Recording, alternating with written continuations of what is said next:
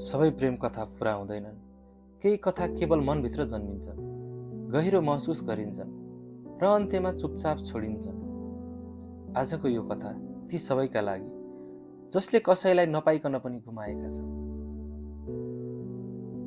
काठमाडौँको मध्यरात मेरो कोठाको झ्यालबाट देखिने सडकका बत्तीहरू बिस्तारै निम्दैछन्, तर मेरो दिमागमा विचारहरूको ट्राफिक जाम अझै हटेको छैन। म 25 वर्षको एउटा साधारण केटा, जसलाई भिडभाडभन्दा आफ्नो एकान्त प्रिय लाग्छ। मेरो संसार ल्यापटपको स्क्रिन, कफीको कप र केही अधुरा कविताहरूमा सीमित छ। हाम्रो चिन्जान कुनै फिल्मी शैलीमा भएको थिएन। अफिसको एउटा प्रोजेक्ट, केही औपचारिक इमेलहरू र त्यसपछि सुरु भएको एउटा सामान्य फेसबुक कुराकानी। उसको नाम आभा। उनी साँच्चै आभा जस्तै थिइन्, शान्त, शालीन र अलि टाढा। हाम्रो पहिलो नमस्तेबाट सुरु भएको यात्रा कहिले मेरो रातको निन्द्रा हराम गर्ने कारण बन्न पुग्यो, मैले पत्तै पाइनँ। सुरुमा हामी कामकै कुरा गर्थ्यौँ, तर बिस्तारै कुराहरू खाना खायोबाट आज मन अलि भारी छ सम्म पुगे। म इन्ट्रोभर्ट स्वभावको मान्छे, मान्छेहरूसँग बोल्न डराउने म। उसँग भने घन्टौँ च्याट गर्न सक्थेँ। उसको रिप्लाई आउँदा मेरो फोनको स्क्रिन मात्र होइन, मेरो अनुहार पनि उज्यालो हुन्थ्यो। हामी कहिल्यै डेट गएनौँ, हामीले कहिल्यै हात समातेनौँ, तर मलाई लाग्थ्यो हामी बीच एउटा यस्तो कनेक्सन छ जो शब्दमा व्यक्त गर्न सकिँदैन। उनी अफिसमा भेट्दा मुसुक्क हाँस्दै सोध्थिन्, आज धेरै थाकेको देखिनुहुन्छ नि।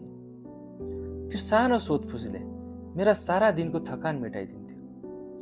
मलाई लाग्न थाल्यो सायद उसले पनि मलाई त्यसरी नै हेर्छे जसरी म उसलाई हेर्छु।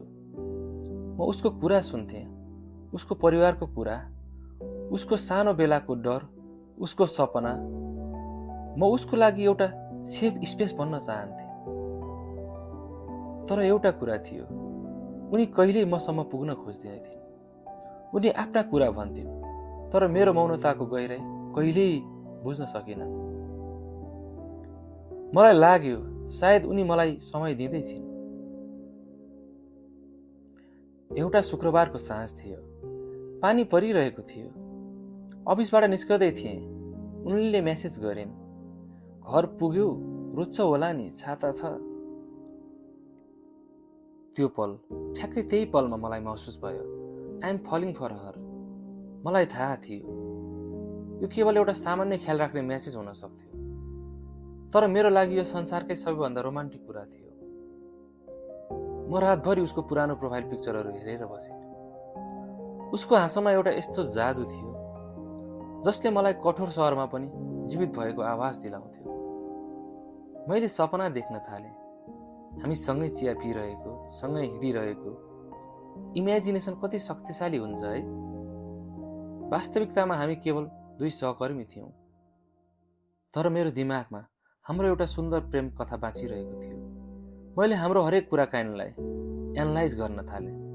उनले लेखेको HMM को अर्थ के हो, उनले पठाएको त्यो स्माइल इमोजीले के भन्न खोजेको हो। म उसको हरेक शब्दमा लुकेको अर्थ खोज्थेँ। कतिपय रातहरू म उसले पठाएको पुराना भोइस नोटहरू सुनेर बिताउँथेँ। उसको आवाजमा एउटा यस्तो क्ल्यामनेस थियो जसले मेरो एन्जाइटीलाई शान्त पार्थ्यो। मलाई लाग्थ्यो सायद उनी पनि मलाई सम्झेर मुस्कुराउँछिन्, तर वास्तविकता फरक थियो।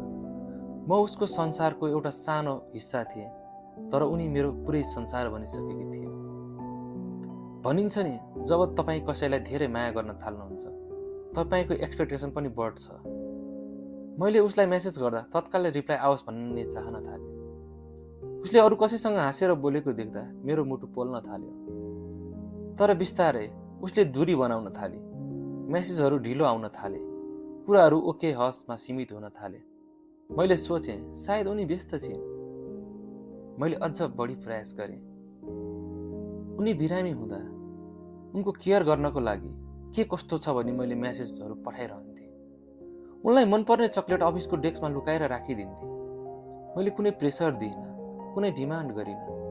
म त बस उसको छेउमा हुन चाहन्थेँ। तर उसले जति टाढा जान खोज्थे, म त्यति नै अत्तालिन्थेँ। एक रात धेरै बेर पुरेपछि उसको रिप्लाई आयो, तिमी धेरै सोच्छौ, हामी साथी मात्र त हो नि, होइन र? त्यो वाक्यले मेरो मुटुमा तीखो सियोले घोचे जस्तो भयो। साथी? के हामी साँच्चै साथी मात्र थियौँ? मैले बिताएका ती सपनाका रातहरू, ती अनगिन्ती घण्टाका पर्खाइ, ती साना साना केयरहरू, के ती सबै मेरा भ्रम मात्र थिए? मैले बुझेँ, you can not earn someone feelings. तपाईँ कसैको लागि संसारकै सबैभन्दा राम्रो मान्छे बन्न सक्नुहुन्छ, उसको सबै इच्छाहरू पुरा गर्न सक्नुहुन्छ, तर तपाईँ उसलाई आफूलाई माया गर्न बाध्य पार्न सक्नुहुन्न। माया त एउटा स्वतःस्फूर्त भावना हो, जुन कि हुन्छ हुँदैन। उसको मनमा मेरो लागि त्यो स्पार्क कहिल्यै थिएन। मेरो दिमाग र मुटुबीच युद्ध सुरु भयो। दिमाग भन्थ्यो, छोडिदे, ऊ तेरो लागि होइन। मुटु भन्थ्यो, एकपटक अझै कोसिस गर, सायद उसले बुझ्छे कि। म उसलाई अनलाइन देख्थेँ, तर मेसेज गर्ने हिम्मत आउँदैन थियो। म उसको अफिसको क्याबिन अगाडिबाट हिँड्थेँ, तर आँखा जुधाउन सक्दैनथेँ। मलाई लाग्थ्यो, यो सारा प्रेम कथा त मेरो दिमागमा मात्र थियो। उनी त आफ्नो जीवनको बाटोमा हिँडिरहेकी थिए, म नै बाटो बिराएर उसको पछि लागिरहेको थिएँ। मैले आफैलाई प्रश्न गरेँ, के मैले उसलाई माया गरेको हो कि उसले मलाई दिने त्यो थोरै ध्यानलाई? मैले मौन बस्ने निर्णय गरेँ। यो साइलेन्ट फेज सबैभन्दा गाह्रो थियो। मलाई उसलाई मेसेज गर्न मन लाग्थ्यो, आफ्नो दिनको बारे भन्न मन लाग्थ्यो, तर मैले आफ्नो हात रोकेँ। माया गर्नु भनेको केवल कसैलाई पाउनु मात्र होइन रहेछ। माया गर्नु भनेको त कसैलाई खुसी देख्नका लागि आफू पछाडि हट्नु पनि रहेछ।